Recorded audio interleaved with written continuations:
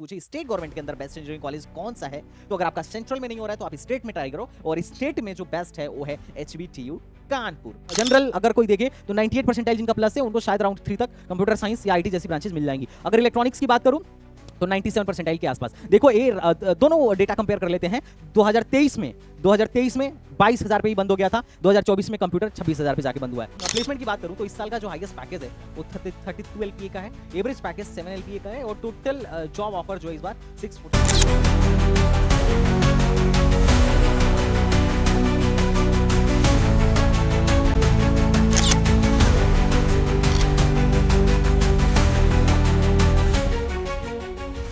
Hello बच्चों party, welcome back to STBG and this is Sandeep भैया। और गाइस आज के वीडियो में हम बात करने वाले हैं Harcourt Buttler technical university Kanpur के बारे में। अगर आपको यहां जाना हो तो मिनिमम कितनी परसेंटाइल आपकी होनी चाहिए, हरकोट बटलर यूनिवर्सिटी का इस बार प्लेसमेंट कैसा रहा है, फीस क्या है, इंफ्रास्ट्रक्चर क्या है, और एडमिशन कैसे होता है, एडमिशन का प्रोसीजर क्या है, और लगभग इस साल कट ऑफ क्या जाने वाली है, एग्जैक्ट आइडिया दूंगा। वीडियो के साथ बने रहिएगा। बच्चों पार्टी, अक्सर बच्चे मुझसे पूछते हैं कि भैया यूपी के बेस्ट इंजीनियरिंग कॉलेजों का नाम बताओ, और ये भी बताओ कि एटलीस्ट मेरा रैंक क्या होना चाहिए उसमें जाने के लिए, या फिर किस तरीके से मैं उनमें एडमिशन ले सकता हूं। तो गाइस वैसे तो आंसर बड़ा सिंपल है कि यूपी का बेस्ट इंजीनियरिंग कॉलेज कौन सा है, कमेंट बॉक्स में बताओ। ऑब्वियसली IIT कानपुर, उसके बाद IIT BHU, उसके बाद NIT इलाहाबाद, उसके बाद IIIT इलाहाबाद, उसके बाद IIIT लखनऊ, उसके अलावा भी बहुत सारे हैं, लेकिन ये सारे तो सेंट्रल गवर्नमेंट के अंदर आते हैं। अगर कोई पूछे स्टेट गवर्नमेंट के अंदर बेस्ट इंजीनियरिंग कॉलेज कौन सा है, तो अगर आपका सेंट्रल में नहीं हो रहा है तो आप स्टेट में ट्राई करो, और स्टेट में जो बेस्ट है वो है HBTU कानपुर। वैसे तो और भी है, जैसे अपना IIT लखनऊ है सेम इसके टक्कर का, और उसके अलावा MMUT गोरखपुर भी है, NIT भी IT भी है, लेकिन ये थोड़ा सा नीचे हो जाते हैं। लेकिन अभी HBTU का जो अभी स्टेट में सबसे बड़ा कॉम्पिटिटर है वो है IIT लखनऊ। लेकिन फिर भी अगर तुम मुझसे पूछो कि इन दोनों में तुम्हें क्या चूज करना चाहिए, तो I would like to recommend HBTU Kanpur. बहुत सारी रीजन है, तो इस वीडियो में हम यही देखने वाले हैं कि HBTU कानपुर में जाने के लिए एटलीस्ट आपकी रैंक क्या होनी चाहिए, प्लेसमेंट क्या है, यहाँ पर ROI कैसी है, रिटर्न ऑफ इन्वेस्टमेंट कैसा है, कॉलेज में एक्सपोजर कैसा है, और फैकल्टीज कैसी हैं, एंड कौन कौन सी ब्रांचेस यहाँ अवेलेबल हैं, एटलीस्ट कितने परसेंटाइल आपकी हो कि यहाँ पर एक सीट सिक्योर हो रहा हो, और जिस रैंक पर एडमिशन देता है ना, मुझे लगता है उस रैंक पर शायद आपको इससे बेहतर ऑप्शन मिल सकता है। इस वीडियो में हम डिस्कस करने वाले हैं। गाइस अगर मैं बात करूं HBTU कानपुर के बारे में, हरकोट बटलर टेक्निकल यूनिवर्सिटी के बारे में, तो 1921 में इसको एस्टैब्लिश किया गया था। मतलब इसके 100 साल कब के पूरे हो चुके हैं। काफी ओल्ड कॉलेज है। कॉलेज पुराना होने का मतलब ये है एलुमनाई नेटवर्क तगड़ा, कॉलेज की पकड़ तगड़ी, ऑल द थिंग्स, मतलब कॉलेज ऑलरेडी वेल एस्टैब्लिश है। इसको mother institute of IIT Kanpur भी कहा जाता है। काफी मतलब IIT कानपुर की इनिशियल में शुरुआत यहाँ से हुई थी। कॉलेज क्लासेस कुछ यहाँ चला करती थी। अगर कैंपस एरिया की बात करूँ तो 348 एकड़ का कैंपस है। काफी बिग कैंपस आपको देखने को मिल जाता है। NAC ने इसको A+ का एक्रेडिटेशन दिया हुआ है। अगर मैं लोकेशन की बात करूं तो ये नवाबगंज में लोकेटेड है। 9 किलोमीटर दूर है आपके रेलवे स्टेशन से, कानपुर सेंट्रल रेलवे स्टेशन से। जाने में कोई दिक्कत नहीं होगी, कनेक्टिविटी वगैरह ठीक होगी, सही लोकेशन पर है। अब मैं बात करूं कि यहाँ एडमिशन कैसे होगा, तो अगर आपको यहाँ एडमिशन चाहिए तो सबसे पहले आपको जेईई मेन के एग्जाम में बैठना होगा। अच्छा, एग्जाम में अगर कट ऑफ पार कर रहे हो तो भी एडमिशन हो जाएगा। कट ऑफ अगर नहीं क्लियर हुआ तो भी आप काउंसलिंग करा सकते हो, शायद एडमिशन हो जाए। काउंसलिंग कराने के लिए, यहाँ एडमिशन लेने के लिए कट ऑफ क्लियर होने ना होने का कोई लेना देना नहीं है। अगर मैं काउंसलिंग की बात करूं तो सबसे पहले आप जेईई मेन दोगे, और जेईई मेन के बाद HBTU अपनी खुद की काउंसलिंग कराएगा।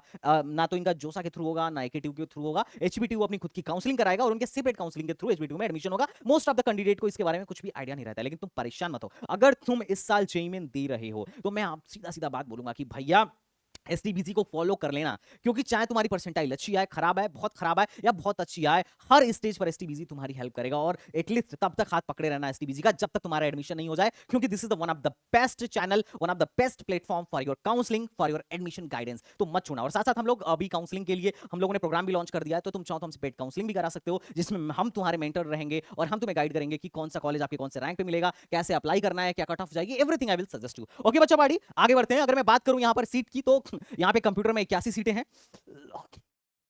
इलेक्ट्रॉनिक्स में 81 सीटें हैं, इंफॉर्मेशन टेक्नोलॉजी में 81 सीटें हैं। तो ये आप सीटें देख सकते हो। यहाँ पर कुछ यूनिक ब्रांचेस आपको देखने को मिल जाएंगी जो बहुत कम कॉलेज में देखने को मिलता है, जिसमें से एक है leather technology, plastic technology, paint technology, oil technology, food वगैरह तो चलिए कॉमन है, और बायोकेमिकल इंजीनियरिंग। और बाकी तो अपना CSE हो गया, इलेक्ट्रॉनिक्स हो गया, इलेक्ट्रिकल हो गया, मैकेनिकल हो गया, सिविल हो गया, और केमिकल हो गया। ये तो है ही। यहाँ पर यहाँ की केमिकल काफी फेमस है। कानपुर खुद भी एक इंडस्ट्रियल एरिया है, तो कोर ब्रांच के लिए यहाँ पर एक पॉजिटिव एज रहता है। इंटर्नशिप मिलने का, प्लेसमेंट के लिए कोर ब्रांच में काफी कंपनियां यहाँ पर विजिट करती हैं।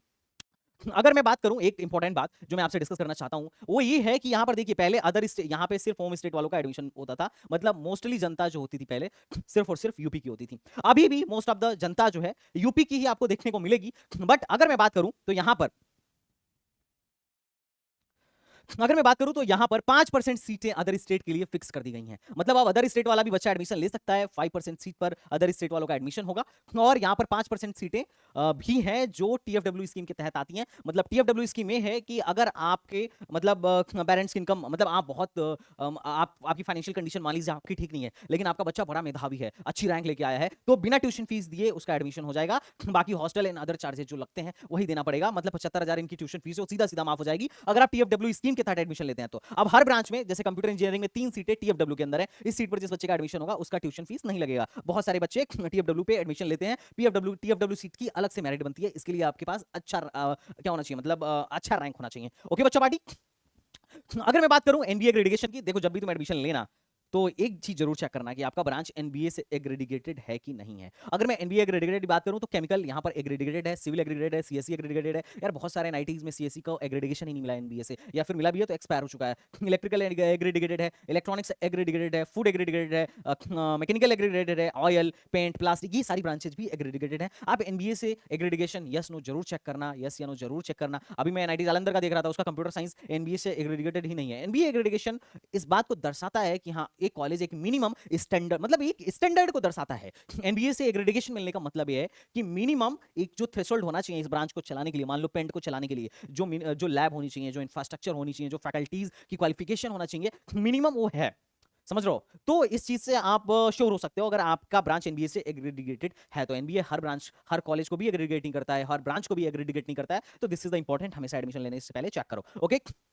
यहां पर एक और अच्छी चीज है कि मान लो अगर किसी का एडमिशन बहुत अच्छे ब्रांच में नहीं होता है, बहुत अच्छे ब्रांच में नहीं होता है, रैंक मान लो उसकी बहुत अच्छी नहीं है, दिस इज लेदर में 31 सीटें हैं, मान लो बहुत अच्छी रैंक नहीं है, तो वो माइनर डिग्री का भी यहां पर कॉन्सेप्ट है। लाइक कि देखो एक कौन कौन से डिपार्टमेंट, ऑलमोस्ट सारे डिपार्टमेंट अपने अंदर माइनर डिग्री ऑफर करते हैं। जैसे मान लो कोई बच्चा किसी और ब्रांच से पढ़ रहा है, मान लो कोई बच्चा इलेक्ट्रॉनिक्स से पढ़ रहा है और उसको कंप्यूटर साइंस से माइनर डिग्री करना है, तो थर्ड ईयर में अपने 5वें सेमेस्टर में वो माइनर डिग्री में इनरोल कर सकता है। तो उसका मेजर डिग्री हो जाएगा इलेक्ट्रॉनिक्स और माइनर डिग्री हो जाएगा कंप्यूटर। तो ये देख सकते हो कि ऑलमोस्ट हर ब्रांच एक माइनर डिग्री में स्पेशलाइजेशन करा रहा है, माइनर डिग्री ऑफर कर रहा है। तो ये चीज बड़ा अच्छी है और इस चीज की जरूरत भी है, क्योंकि बहुत बार ऐसा होता है कि बच्चा जो है इलेक्ट्रॉनिक्स की पढ़ाई कर रहा है लेकिन वो जॉब लेना चाह रहा है टेक कंपनी में। तो यार अगर तुमको टेक कंपनी में ही जॉब लेना है, सॉफ्टवेयर रोल पे ही तुम्हें जाना है, तो माइनर डिग्री कर लो कंप्यूटर से, ये तुम्हारे लिए हेल्पफुल हो जाएगा और एक अच्छा इंपैक्ट भी क्रिएट करेगा किस पे, कंपनीज पे at the time of placement. अगर तुम इनफैक्ट मान लो तुम लेदर से हो या सिविल से हो या किसी और ब्रांच से हो और तुम्हें टेक में जॉब करनी है और तुम्हें माइनर अगर कंप्यूटर साइंस में मिल जाता है तो तुम्हारे लिए बढ़िया है, तुम्हारे लिए प्लेसमेंट अपॉर्चुनिटी ज्यादा हो जाएगी, मतलब एक अच्छी हो जाएगी।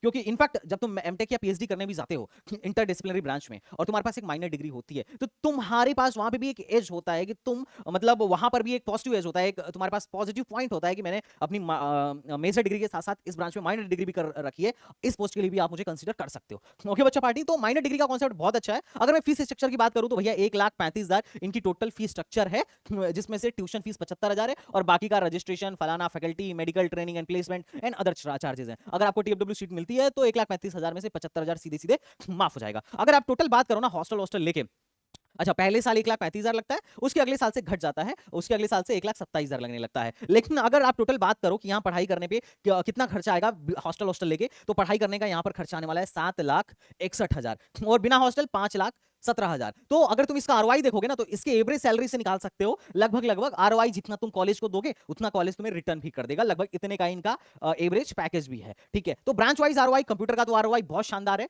नीचे के ब्रांचेस का आरओआई उतना अच्छा नहीं है, बट फिर भी ओवरऑल एवरेज पैकेज भी इनका लगभग 7 साढ़े 7 लाख के आसपास का ही है। अभी हम आगे उसको देखने वाले हैं। तुम यहाँ पे टोटल खर्चा देख लो अगर पढ़ाई करना है हॉस्टल में रहेगा तो, और बिना हॉस्टल 5,17,000। सो बच्चा पार्टी, चलो प्लेसमेंट पे बात करते हैं, क्योंकि मोस्ट ऑफ द कैंडिडेट जो बीटेक करने जाते हैं उनकी पहली प्रेफरेंस प्लेसमेंट होती है। बच्चा पूछता है भैया प्लेसमेंट कितना है, एवरेज पैकेज क्या है, मीडियन सैलरी क्या है, परसेंटेज प्लेसमेंट क्या है, कितने बच्चों में से कितने बच्चों की जॉब लग रही है। तो और ज्यादातर बीटेक के केस में तो बच्चा रिसर्च और बाकी सारी चीजों को सेकेंडरी रख के प्लेसमेंट पे ज्यादा फोकस्ड होता है। तो चलो थोड़ा प्लेसमेंट देखते हैं। तो अगर टोटल फीस की भी बात करोगे ना तो लगभग 7.6 एलपीए तुम्हारी फीस है और एवरेज सैलरी भी इनकी लगभग 7 एलपीए के आसपास ही है। तो वही लगभग ठीक है, मतलब तुम्हें ठीक ठाक आरओआई यहाँ पर देखने को, एक डिसेंट सा आरओआई तुम्हें यहाँ पर देखने को मिल जाता है। क्योंकि बहुत सारे प्राइवेट कॉलेज तो ऐसे हैं जिनका मीडियम सैलरी 7 भी नहीं है और ये तो चलो 6-7 लाख में तुम्हारा बीटेक करा रहे हैं, वो तो 10-15 ऐसे ही लूट लेते हैं। तो उनसे अगर तुम कंपेयर करो तो for better, HBT is for better. अब अगर मैं बात करूं प्लेसमेंट। तो थोड़ा प्लेसमेंट वाला जितना भी मैं तुम्हें समझाऊंगा थोड़ा सावधानी से और थोड़ा अच्छे से समझते हुए चलना। देखो यहाँ पे इन्होंने बोला है कि कौन से ब्रांच में total number of eligible candidate क्या है, मतलब इतने बच्चे प्लेसमेंट के लिए एलिजिबल हैं। जैसे मान लो 80 बच्चों ने एडमिशन लिया, तो इसका मतलब ये नहीं है कि सब प्लेसमेंट के लिए एलिजिबल हैं। क्यों? क्योंकि बहुत सारे बच्चे ऐसे होंगे जिनकी जॉब लग गई होगी, जिनकी बैक लग गई होगी, तो वो प्लेसमेंट के लिए एलिजिबल नहीं होंगे। बहुत सारे ऐसे बच्चे होंगे जो प्लेसमेंट के लिए रजिस्टर ही नहीं करेंगे क्योंकि उनको सरकारी नौकरी चाहिए, या गेट फोड़ना है, या फिर एंटरप्रेन्योरशिप की तरफ जाना है, या रिसर्च में जाना है। तो बच्चों की चॉइस अलग अलग हो सकती है। लेकिन कितने बच्चों ने एडमिशन लिया उसका डेटा ना देके इन्होंने ये दिया है कि कितने बच्चे प्लेसमेंट में इंटरेस्टेड थे, एलिजिबल थे, और उसमें से कितनों की जॉब लगी। तो 73 मतलब कितनों की जॉब लगी ये भी नहीं दिया, ये दिया है कि टोटल कितना ऑफर आया। तो सीएससी ब्रांच में 73 बच्चे एलिजिबल थे और टोटल नंबर ऑफ जो ऑफर आया 56 आया। हो सकता है कि 56 बच्चों की जॉब लग गई हो 73 में से, लेकिन ऐसा होगा नहीं।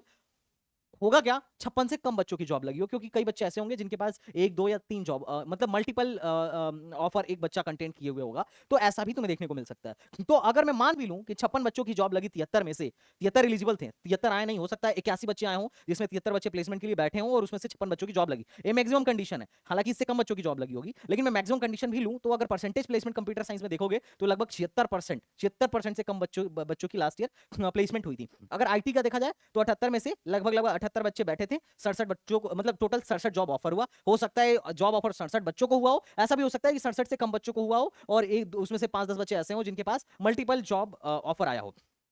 अगर मैं इलेक्ट्रिकल की बात करूं तो 64 में से 62 बच्चे थे, 62 को ऑफर आया। अगर मैं केमिकल में बात करूं, केमिकल में तो देखो 75 बच्चे थे जिनमें से 78 जॉब ऑफर आया। तो केमिकल के लिए मैं पहले भी बोला था कि केमिकल के लिए कॉलेज मशहूर है, केमिकल में अच्छा प्लेसमेंट तुम्हें देखने को मिलता है। मैकेनिकल में भी तुम्हें अच्छा खासा प्लेसमेंट देखने को मिल रहा होगा। सिविल में प्लेसमेंट नो डाउट कम है, और सिविल में प्लेसमेंट डाउन होने का बहुत सारा रीजन है कि पहला जो सिविल में बच्चा जा रहा है उसका पहले ही मानसिक ये है कि हमको गवर्नमेंट जॉब में जाना है, या हमें गेट की तैयारी करना है, हमें पीएसयू चाहिए, या फिर हमें यूपीएससी की तैयारी करना है, या फिर हमें एमटेक करना है, या रिसर्च में जाना है। देयर आर मेनी ऑप्शंस कि भाई, क्योंकि सबसे ज्यादा गवर्नमेंट की वैकेंसी अगर इंजीनियर के लिए निकलती है तो बहुत पहले से निकलती आ रही है कि सिविल की सबसे ज्यादा निकलती है। उसके अलावा अगर मैं बात करूं, और थोड़ा सा इजी भी होता है as compare to other branches, अगर मैं बात करूं तो प्लास्टिक में भी तुम्हें ठीक ठाक प्लेसमेंट देखने को मिलेगा। 24 बच्चे एलिजिबल थे, 34 बच्चे एलिजिबल थे जिसमें से 24 की जॉब लगी। ऑयल में 26 बच्चे एलिजिबल थे जिसमें से 26 ऑफर आया। प्लास्टिक में 40 एलिजिबल थे, 38 ऑफर आया। लेदर में थोड़ा सा मामला खराब चल रहा है, 17 में से मात्र 6 ऑफर आया। और बायोकेमिकल में भी यही मामला है, 24 में से मात्र 6 ऑफर आया।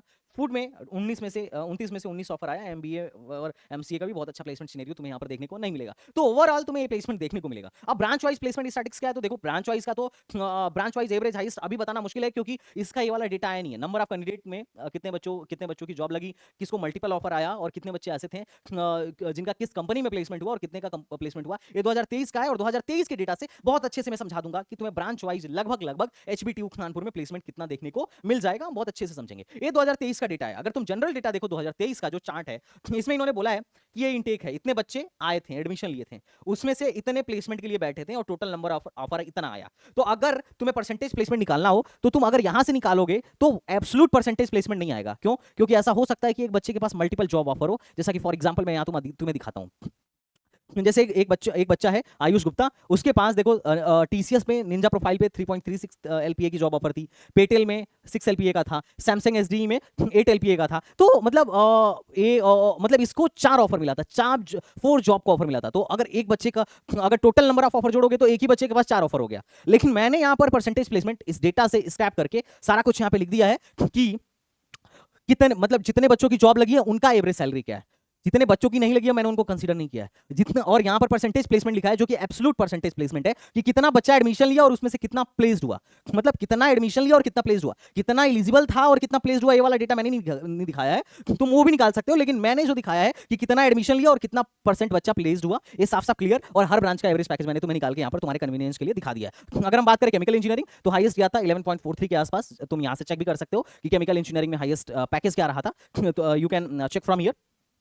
उसके अलावा जो इन्होंने डेटा दिया है उस डेटा में इन्होंने कंप्यूटर साइंस का हाईएस्ट पैकेज 17.5 लाख लिखा है, और एवरेज पैकेज जब हमने निकाला तो 12 लाख प्लस का एवरेज पैकेज निकल के आया। और इसमें जो जॉब लगी थी 17.5 लाख पे 17.4 थी, आई थिंक जोस्टेक था, जोस्टेक में जॉब लगी थी। और जोस्टेक सीएससी से भी लेके गई थी, ईसी से भी लेके गई थी, आईटी से भी लेके गई थी, मतलब काफी ब्रांचेस के बच्चों को लेके गई थी। और अगर सीएससी में मैं अगर ये देखूं एब्सोल्यूट प्लेस्ड बच्चों का अगर परसेंटेज देखूं कि कितने आए थे उसमें से कितने प्लेस्ड हुए, तो लगभग 74% बच्चे प्लेस्ड हो गए थे। लेकिन अगर परसेंटेज ऑफर देखोगे तो परसेंटेज ऑफर तो काफी ज्यादा था।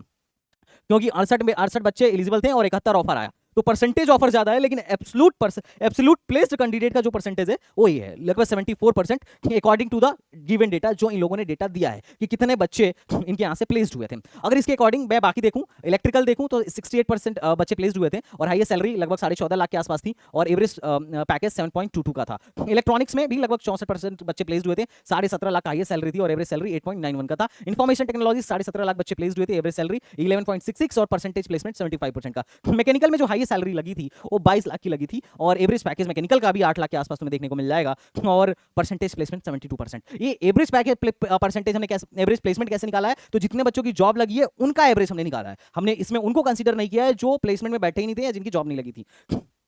बायोकेमिकल की अगर बात करूं तो बायोकेमिकल में 24% बच्चे ही प्लेस हो पाए थे, जो मैक्सिमम यहां पर तुम देख सकते हो कि मैक्सिमम बायोकेमिकल में या किसी ब्रांच में कितना पैकेज लगा था और किस कंपनी में लगा था, जो डेटा इन लोगों ने ऑलरेडी दे रखा है। तो बायोकेमिकल में 7.25 एलपीए हाईएस्ट सैलरी थी और एवरेज सैलरी 5.25 थी और परसेंटेज प्लेस 24% थे। अगर फूड टेक्नोलॉजी की बात किया जाए तो एक सिंगापुर बेस्ड कंपनी थी जिसमें 23 एलपीए हाईएस्ट पैकेज लगा था फूड में, जो कि काफी अच्छा है।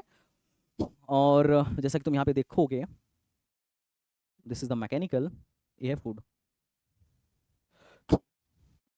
वैलेंसी इंटरनेशनल में जो हाईएस्ट पैकेज गया था वो 23 एलपीए का गया था और वैलेंसी इंटरनेशनल इंडिया में जो पैकेज गया था 5.46 का गया था। तो तुम यहाँ पर देख सकते हो कि इनका परसेंटेज प्लेसमेंट के आसपास, सॉरी हाईएस्ट पैकेज जो फूड में गया था वो लगभग 23 एलपीए के आसपास गया था और नंबर ऑफ प्लेस कैंडिडेट, कितने बच्चे आए थे और उसमें से कितने ऑन कैंपस जॉब लेके गए, ऑफ कैंपस नहीं ऑन कैंपस जॉब लेके गए, तो लगभग 38% बच्चे ऑन कैंपस जॉब लेके गए। ऑयल टेक्नोलॉजी में लगभग 14 एलपीए हाईएस्ट सैलरी थी और एवरेज सैलरी लगभग 5.98 था और इसमें परसेंटेज प्लेसमेंट अच्छा है। ऑयल में 70% लगभग बच्चे प्लेस्ड हो गए और पेंट में भी अच्छा है, लगभग 10.4 एलपीए हाईएस्ट पैकेज था, 7 लाख के आसपास एवरेज सैलरी उनकी निकल के आ रही थी और 91% बच्चे, मतलब मान के चलो 100 बच्चा अगर एडमिशन लिया होगा तो 91% बच्चा प्लेस्ड हुआ होगा, अकॉर्डिंग टू द डेटा जो मैंने तुम्हें दिखाया। तुम खुद से भी निकाल सकते हो। प्लास्टिक टेक्नोलॉजी में 11.43 एलपीए और एवरेज पैकेज 6.52 एलपीए का था और 56% के आसपास बच्चे प्लेस्ड हुए थे। सिविल में हाईएस्ट इससे ज्यादा का पैकेज नहीं गया था, मेजरली एलएनटी ही रिक्रूट करने आते हैं,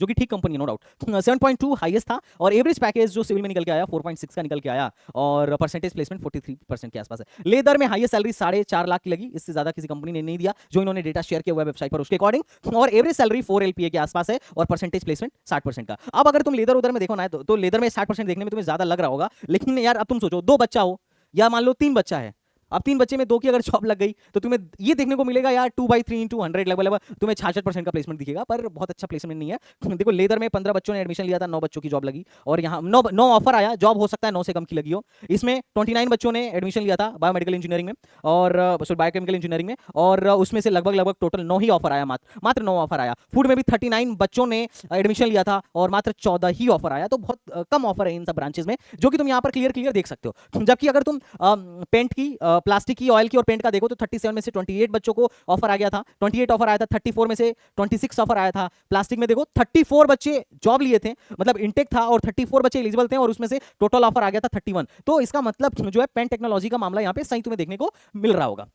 तो this is the all over. अगर मैं मतलब प्लेसमेंट तुम्हें यहां से क्लियर होना चाहिए कि कौन से ब्रांच में, जो पूछते रहते हैं भैया ऑयल ले लूं क्या, लेदर ले लूं क्या, पेंट ले लूं क्या, ये क्लियर हो जाना चाहिए। ये सब चीजें तुम्हें यूट्यूब पे बहुत कम लोगों का एनालिसिस देखने को मिलेगा, ये मेरा पर्सनल एनालिसिस है। इन सब में काफी मेहनत लगता है, ये सब कुछ रियलिटी दिखाने में, हवा में फेंकने से नहीं होता है कि अरे यहाँ बहुत बढ़िया प्लेसमेंट है। भैया रियलिटी ग्राउंड लेवल पे आके बात करो, क्योंकि बच्चे की करियर का सवाल है। बच्चा आएगा, पढ़ेगा, पता चला हमने बोल दिया बहुत अच्छा और बच्चा चला गया और पता चल रहा है यार यहाँ तो वो चीज है ही नहीं जो हम सोच रहे थे। अब क्या करें, अब तो फंस गए, क्योंकि भैया अब करना पड़ेगा, 1,35,000 घर वालों ने दे रखा है। तो सोच समझ के प्लेसमेंट मैंने एक्सप्लेन कर दिया, बहुत बेहतरीन तरीके से एक्सप्लेन कर दिया। अगर कुछ एरर हो गया हो तो सॉरी फॉर दैट। बाकी मैं वो पीडीएफ दे दूंगा, ये वाला दिखा दूंगा, दे दूंगा, तुम लोग खुद अपना भी एनालिसिस कर लेना, ठीक है, बिकॉज ह्यूमन एरर हो सकता है।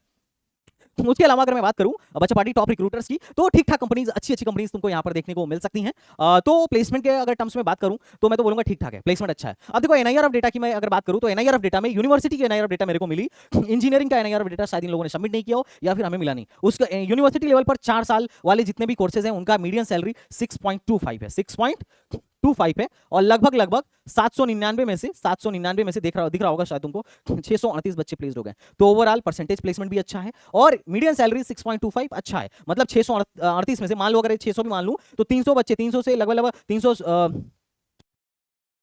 लगभग लगभग 318 बच्चे ऐसे होंगे जिनकी सैलरी 625 से कम होगी, और 318 बच्चे ही ऐसे होंगे जिनकी सैलरी 625 से ज्यादा होगी इनमें 4 ईयर वाले प्रोग्राम्स में यहां पर। अब एनआईआरएफ कंपेयर करोगे ना, तो देखो एनआईआरएफ में तो अभी एचबीटीयू दूर दूर तक तुम्हें नजर नहीं आ रहा होगा।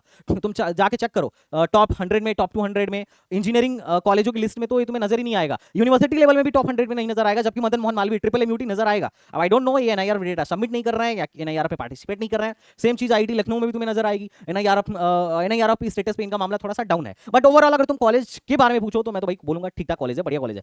और यहां पर पूरी सीटें 100% यूपी वालों के लिए रिजर्व्ड हैं, लेकिन 5% अलग से सीटें बढ़ाई गई हैं सुपर न्यूमरी, जहां पर अदर स्टेट वाले एडमिशन लेंगे। अब यहां पर एडमिशन का प्रोसेस क्या है, तो आपको जेई मेन देना पड़ेगा, और जब जेई मेन दोगे तो आपको एचबीटीयू की काउंसलिंग करानी पड़ेगी। एचबीटीयू की काउंसलिंग में देखो यहां पे रिजर्वेशन है। अगर आप एससी से हैं तो 21% का रिजर्वेशन है, एसटी से हैं तो 2% का रिजर्वेशन है, ओबीसी वालों को 27% का रिजर्वेशन है। फ्रीडम फाइटर जो लोग हैं उनका अलग से रिजर्वेशन है 2% का, और फ्रीडम फाइटर का बहुत लो रैंक तक एडमिशन होता है, क्योंकि फ्रीडम फाइटर के ग्रैंड सन मतलब पोता पोती बहुत कम बचे हैं। तो मैं तो बोलूंगा भैया फ्रीडम फाइटर वालों आराम से एडमिशन होगा। जो लोग डिफेंस में हैं उनका आराम से एडमिशन होगा, बहुत लो रैंक तक एडमिशन होगा, क्योंकि 5% सीटें रिजर्व्ड हैं, हैंडीकैप्ड 5% सीटें, और सबसे बड़ा चीज, सबसे बड़ा ब्रह्मास्त्र, नारी सब पर भारी, लड़कियों के लिए 20% सीटें एचबीटीयू में अपना रिजर्व्ड है। अब बात करते हैं काउंसलिंग प्रोसेस के बारे में। तो देखो नॉर्मल 3 राउंड एचबीटीयू कराता है, राउंड 1, राउंड 2, राउंड 3। राउंड 3 के बाद से आपकी एक इंटरनल स्लाइडिंग होती है। इंटरनल स्लाइडिंग के बाद अब एक स्पॉट, ऑनलाइन स्पॉट होता है, जिसको हम बोलते हैं एडिशनल राउंड। एडिशनल राउंड के बाद से एक बार फिर स्लाइडिंग होती है। मतलब स्लाइडिंग का मतलब यह है कि जो नीचे वाले, अगर ऊपर की सीटें वैकेंट हो गई तो नीचे वाले जो बच्चे हैं, नीचे वाले ब्रांच के जो बच्चे हैं, उनको ऊपर शिफ्ट कर दिया जाएगा और नीचे वाली सीटें खाली हो जाएंगी। उसके बाद होता है ऑफलाइन स्पॉट, और ये ऑफलाइन स्पॉट ही वो चाबी है जहां पे काउंसलर या तुम भी बहुत बहुत लो रैंक तक एडमिशन होने की संभावना रहती है। 3-3 लाख 4-4 लाख रैंक तक भी एडमिशन होने की संभावना रहती है स्पॉट राउंड जो ऑफलाइन जाके होती है। तो इस पे तुम्हें नजर बनाए रखना पड़ेगा, डेटा देखते रहना पड़ेगा। तुम लो रैंक में भी एचबीटीयू में एडमिशन ले सकते हो। Even at low rank you can get admission in HBTU. और हमारे चैनल में बहुत सारे ऐसे बच्चों के टेस्टिमोनियल्स पड़े हुए हैं जो कह रहे होंगे कि भैया मेरी 3 लाख रैंक थी, 2 लाख रैंक थी, 2.5 लाख रैंक थी, 4 लाख रैंक थी, और संदीप भैया ने एचबीटीयू पहुंचा दिया। रीजन क्या है? Because we have data. पिछले कई सालों से मैं काउंसलिंग करते आ रहा हूं, so I have a good experience कि किस रैंक वाले बच्चे को वेट कराना है, किस रैंक वाले बच्चे को वेट नहीं करने देना है, क्योंकि जब तक इसका स्पॉट राउंड होगा ना, तब तक मोस्ट ऑफ द काउंसलिंग खत्म हो जाएगा और तुम सिर्फ इसी के भरोसे रह गए और एडमिशन नहीं हुआ तो हाल हो जाएगा कि ना खुदा ही मिले ना मिसाले सनम, ना एचबीटीयू मिला और ना कहीं और एडमिशन हो गया, एक साल ड्रॉप लेना पड़ गया फालतू में। अगर दिमाग लगाते तो एचबीटीयू का वेट करने के बजाय कहीं और जाते तो क्या पता हमें वहां एडमिशन मिल जाता। तो सोच समझ के अच्छे से खेलिएगा। अगर आपकी लो परसेंटाइल है और आप बेहतर कॉलेज चाह रहे हैं तो आपको तो और ज्यादा रिसर्च करना पड़ेगा एडमिशन के लिए। मैं क्लियर कट बताता हूं। वैसे मेरी वीडियोस फुल रिसर्च बेसिस पर होती हैं, देख के आपको बहुत अंदाजा लग जाएगा। और अगर नहीं लग रहा है तो कोई बात नहीं, हमारा पेड काउंसलिंग प्रोग्राम भी होता है, आप उसे जरूर ज्वाइन करिएगा। नीचे मैंने डिस्क्रिप्शन में गूगल फॉर्म दिया है, उसे भी भर सकते हैं। आप हमारे व्हाट्सएप ग्रुप और टेलीग्राम ग्रुप को भी ज्वाइन कर सकते हैं लेटेस्ट अपडेट के लिए। अब बात करते हैं कट ऑफ की, जो कि सबसे ज्यादा इंपॉर्टेंट है। देखो ये अपना कट ऑफ है। अगर आपको एचबीटीयू में एडमिशन लेना है तो आप सीधा सीधा देखो सीएससी। अब राउंड 1 का कट ऑफ देखो। सीएससी में राउंड 1 में स्टार्ट हुआ था 6788 पे, मतलब ये ओपनिंग हुई थी, पता नहीं कौन आ गया था। 6000 7000 जिसकी रैंक है उसको मैं एचबीटीयू कभी सजेस्ट नहीं करूंगा भाई। पता नहीं तुम क्या करने इधर आ गए थे, तुम्हारे लिए इससे 10 गुना अच्छे कॉलेज अवेलेबल थे, बट फिर भी पहले राउंड में तुम यहाँ पे देख सकते हो। और बाकी अगर बात करूं क्लोजिंग रैंक की, तो एचबीटीयू की क्लोजिंग रैंक है राउंड 3 में, क्योंकि नॉर्मल 3 ही राउंड होता है। उसके बाद तो इंटरनल स्लाइडिंग होता है, वो कोई राउंड नहीं है, वो ब्रांच का अपग्रेडेशन है। उसके बाद एडिशनल होता है, वो अगला राउंड है। उसके बाद ऑफलाइन होती है। ऑफलाइन काउंसलिंग में कंप्यूटर साइंस इलेक्ट्रॉनिक जैसी कोई सीट नहीं बचती है। इस बात को अपने दिमाग से निकाल दिया। और बचती भी है तो ये लोग बैरियर लगा देते हैं कि 40,000 के बाद हम सीएससी देंगे ही नहीं देंगे। लेकिन जो नीचे की ब्रांचेस हैं, oil, leather, paint, food, biochemical, इनमें कोई बैरियर नहीं रहता है। कोई भी आए और एडमिशन लेके जाए, क्योंकि इनको अपनी सीट भरनी है। कई बार सीटें इनकी वैकेंट रह जाती हैं बहुत ज्यादा। ओके तो ये चीज है। अगर मैं बात करूं क्लोजिंग रैंक, तो 26,000 के आसपास क्लोजिंग रैंक थी। अब 26,000 अगर अभी तुम नॉर्मली एडमिशन लेने जाओ तो 26,000 का मतलब 98 परसेंटाइल से ज्यादा। 98 परसेंटाइल अगर आपको एचबीटीयू में एडमिशन चाहिए नॉर्मली, तो कम से कम 98 परसेंटाइल जिनका आ रहा है उनको राउंड 3 तक एडमिशन, 98 परसेंटाइल प्लस जिनका आ रहा है, कम से तो बात ही नहीं बनेगी। जनरल कैंडिडेट की बता रहा हूं। अब बाकी एससी एसटी ओबीसी ईडब्ल्यूएस वालों का तो रिजर्वेशन है, उनकी बात अलग से करेंगे, बहुत बड़ी वीडियो हो रही है। अगर मैं बात, क्योंकि लंबी बहुत ज्यादा हो जाएगी अगर सबकी बात करूंगा तो, लेकिन फिर भी एडिशनल राउंड का अगर तुम डेटा देखोगे तो एडिशनल राउंड में 2024 में रैंक और घट गई 26, क्योंकि इसमें नया रजिस्ट्रेशन होता है, कुछ नए प्लेयर भी आते हैं। तो 24,000 पर बंद हुआ है कंप्यूटर साइंस, और 2023 में वो 27,000 पे बंद हुआ था। इंटरनल स्लाइडिंग में कुछ लोग 40,000 पर भी मिल गया था। और अगर मैं ओवरऑल बात करूं कि केमिकल इलेक्ट्रॉनिक्स, तो इलेक्ट्रॉनिक्स के लिए 97 परसेंटाइल मिनिमम तुम मान के चलो। आईटी के लिए 97.5। अगर तुम केमिकल की बात करो तो देखो केमिकल में अगर तुम वेट कर सकते हो। तो 94 परसेंटाइल प्लस तक है, तो तुम वेट कर लो, शायद तुम्हारा भाग्य खुल जाए और केमिकल मिल जाए। और अगर मैं राउंड 3 की बात करूं, जो नॉर्मल राउंड है, तो कम से कम आपके 95.5 प्लस होना चाहिए अगर आप केमिकल में एडमिशन लेना चाह रहे हो इस साल। तो ये परसेंटाइल है। बाकी ओपनिंग और राउंड 3 लास्ट राउंड था, उसके बाद एडिशनल हुआ। एडिशनल में अलग से फॉर्म सब भरना पड़ता है और चॉइस फिलिंग करनी पड़ती है, और उसके बाद से तो ऑफलाइन काउंसलिंग होती है। तो ये मैंने टोटल दिखा दिया। राउंड 3 तक को आप जनरल राउंड मान सकते हो। उसके बाद एडिशनल राउंड का भी तुम्हें एक डेटा दिखा दिया हूं, जिससे तुम्हें क्लियर हो जाना चाहिए कि भाई किस रैंक तक क्या मिल रहा है। और उसके बाद इंटरनल स्लाइडिंग का भी एक बेसिक, कोई ऑफिशियल डेटा नहीं है, पर एक बेसिक डेटा मैंने तुमको दिखा दिया है। अब इसके बाद जो ऑफलाइन काउंसलिंग होती है, उसमें नीचे के ब्रांचेज, पेंट हो गया, प्लास्टिक हो गया, ऑयल हो गया, फूड हो गया, लेदर हो गया और बायोकेमिकल हो गया, इन सारे ब्रांचेस में लाखों रैंक तक एडमिशन हो सकता है।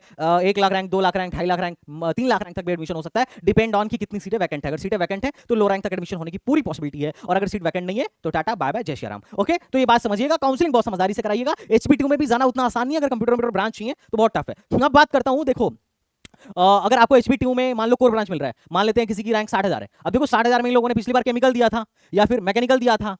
अब किसी की रैंक 60-70,000 है, 50,000 के बाहर है, 50,000 के बाहर है, तो तुम्हें ये नहीं मिलेगा, यहाँ पे सीएससी वेसी नहीं मिलेगा। तो उसके ऑप्शंस क्या हो सकते हैं? तो इसके ऑप्शन पहले जामिया मिलिया इस्लामिया है। जो लोग मुस्लिम जनता है, मैं तो बोलूंगा एचबीटीयू जाने के बजाय, अगर आपको यहाँ कंप्यूटर साइंस नहीं मिल रहा है तो आप सीधे जामिया मिलिया इस्लामिया जाओ। आपको 45-50,000 रैंक पे, 55,000 रैंक पे भी, 60,000 रैंक पे भी वहाँ पे कंप्यूटर इलेक्ट्रॉनिक्स जैसे ब्रांचेज आराम से मिल जाएंगे। उसके अलावा आपका एक हो सकता है पंजाब यूनिवर्सिटी, यूआईटी चंडीगढ़, वहां पे भी 40-50,000 रैंक तक मिल सकता है। उसके अलावा आपके पास हो सकता है वाईएमसीए फरीदाबाद, वहां पर भी एडमिशन मिल सकता है। ये मैं गवर्नमेंट की बात बता रहा हूं। और प्राइवेट में तो बहुत सारे हैं।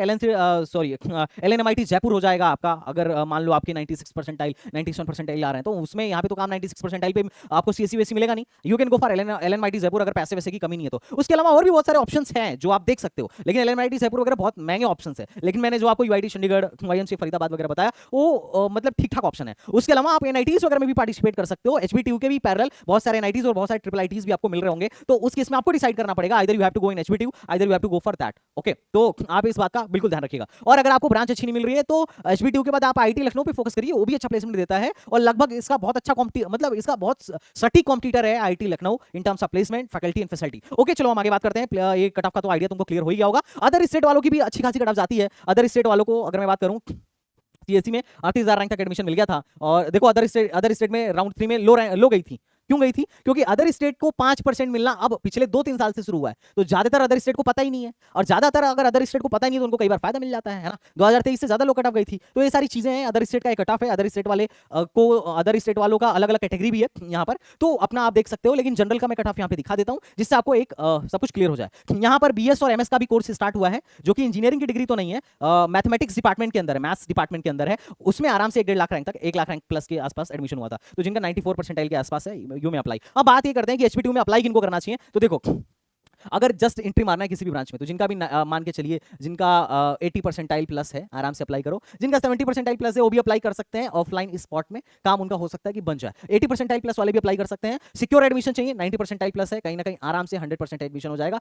इतना ज्यादा टेंशन वाली बात नहीं है। ये लोग भी अप्लाई करेंगे तो हो जाएगा, होने की संभावना है। इन लोग का भी होने की बहुत अच्छी खासी संभावना है। इनका तो 100% हो जाएगा एचबीटीयू में, इतना कोई टेंशन वाली बात नहीं है। ओवरऑल एक मैंने आइडिया दे दिया। अब बात करते हैं नोटेबल एलुमनाई का। तुम देख सकते हो बहुत अच्छे एलुमनाई यहाँ से निकले हैं। ऑब्वियसली 100 साल, मतलब 100 साल पुराना कॉलेज है, तो एलुमनाई तो जबरदस्त निकलेंगे। अपने प्यारे अलग सर, इन्होंने भी एडमिशन एचपीटीयू कानपुर में ही लिया था, मैकेनिकल इंजीनियरिंग से। खैर वो बाद में वो ड्रॉप आउट करके अपना एंटरप्रेन्योरशिप के फील्ड में चले गए, और आज शानदार टीचर हैं, आप तो जानते ही हो। ओके बच्चा बाड़ी, तो ये भी एक कह सकते हो। अगर मैं प्रोज की बात करूं तो पहली बात, सबसे अच्छा प्रोज ये है कि strong alumni network, good placement opportunity, minor degree का भी कॉन्सेप्ट है। कानपुर इंडस्ट्रियल एरिया है, तो इंटर्नशिप अपॉर्चुनिटी कोर ब्रांच के लिए बहुत अच्छा मिल जाता है। और ये रीजन है कि कोर ब्रांच में प्लेसमेंट एचपीटीयू में अच्छा है।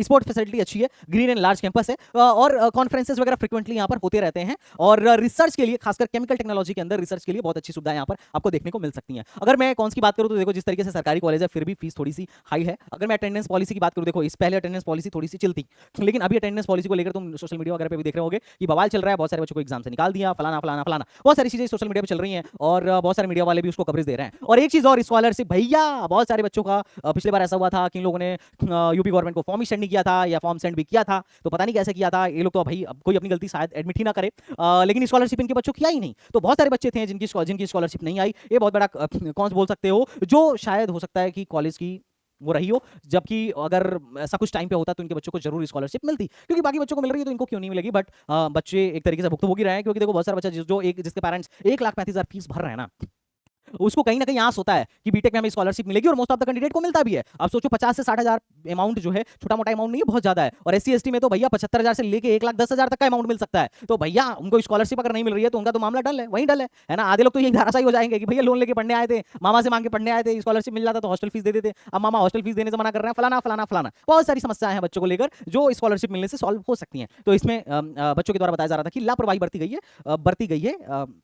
कॉलेज प्रशासन की ओर से। बाकी इस पे वीडियोस भी यूट्यूब पे अपलोड हैं बहुत सारे, तुम जाके देख सकते हो। बाकी ये रहा मेरे तरफ से HBTU का एक बहुत डिटेल रिव्यू, और जिसमें हम पूरा का पूरा मतलब एक एक चीज खोल के रख देते हैं बच्चों के सामने। इसके अलावा आप नेक्स्ट किस कॉलेज के बारे में जानना चाहते हो बता दो, फटाफट उस पर वीडियो बना दूंगा। तो चलो मिलते हैं नेक्स्ट वीडियो में, तब तक के लिए बाय बाय, टाटा एंड चाइन। वीडियो थोड़ी लंबी हो सकती है बट होगी बहुत मजेदार।